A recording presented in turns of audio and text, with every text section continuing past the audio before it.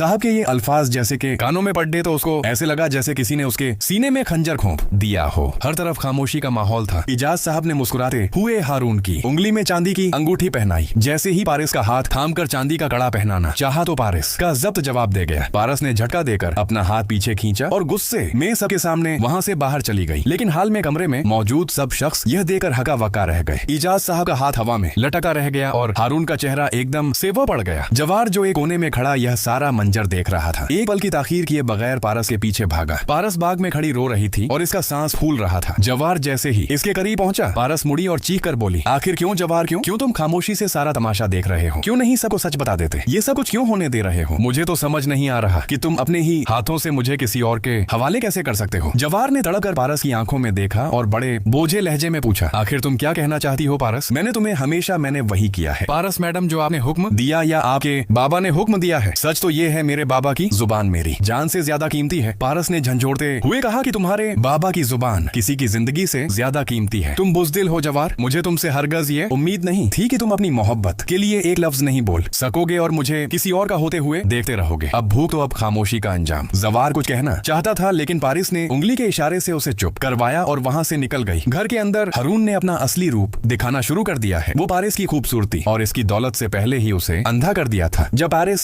वापस आई तो हारून ने बड़े फक्र से कहा कि पारिस, यह कड़ा तुम्हें पहनना पड़ेगा, आपको सिर्फ आप मेरी हैं। और यह काबा जो आपने अभी पेश किया था ना, यह बनाना सीख लें, क्योंकि शादी के बाद रोजाना मैं आपसे इस काव्य की फरमाइश करने वाला हूँ। हारून की बातें सुनकर जवार के कानों में जहर घोल रही थी। जवार ने गुस्से में मेज पर जोरदार मुक्का मारा और वहाँ पे पटक ढा। गिलास शीशे का टूट गया, मगर वह अपने बाबा के सामने कुछ बोल ना सका और पैर पटकता हुआ गुस्से में कमरे से बाहर निकल गया। दूसरी तरफ रेशम, जो जवार की मंगेतर है, अब शदीद खौफ में मुब्तला हो चुकी है। उसे अंदाजा हो गया था कि जवार अब इसके दिल जवार का उसके पास नहीं रहा। जवार ने रेशम से साफ कह दिया था कि शादी के बाद 6 महीने शहर रहूंगा और पारस की हिफाजत करूंगा और सिर्फ एक दिन के लिए अब वापस गांव आऊंगा। रेशम यह सोचकर पागल हो रही थी और जैद के जवार शादी के बाद भी पारस का पीछा नहीं छोड़ेगा और सिर्फ इसी का नाम लेकर रहेगा और मैं सिर्फ नाम की बीवी रह जाऊंगी। रेशम ने अब ठान लिया था कि वायरस को जवार की जिंदगी से निकालने के लिए कुछ भी करने के लिए तैयार है। ने अपनी असलियत वाज करना शुरू कर दी है। बिस शाह ने आफ्ताब को ऑफिस से निकाल दिया है, जिस पर आफ्ताब अपने मामू को फोन करके गुस्से भरे लहजे में कहता है कि मामू जान, आपको क्या लगता है कि पारिस के जाने के बाद आपकी सारी जायदाद का वारिस क्या वो होगा? 2% का इंसान है। मैं आपका सखा भांजा हूँ, वो नौकर है आपका और आपने हमेशा उसको मेरे ऊपर तरजीह दी है। याद रखिएगा कि सारी